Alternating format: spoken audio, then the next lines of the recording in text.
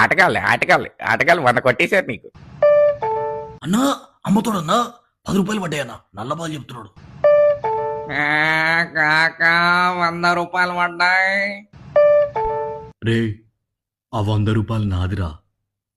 నీ 100 కాదురా, నా 100. ఆహా, ఓహో, 100 రూపాయలు పడ్డాయి. ఈ రాత్రికి దాన్ని ఏ విధంగానైనా అనుభవించాల్సిందే. వాడి అకౌంట్ లో నుంచి నీ అకౌంట్ లోకి 500 రూపాయలు పడ్డాయిరా లబిడి కొడక. మీది మొత్తం 1000 వచ్చిందమ్మా. బ్రదర్ 500 రూపాయలు గురువుగారు వచ్చాయి మీకు.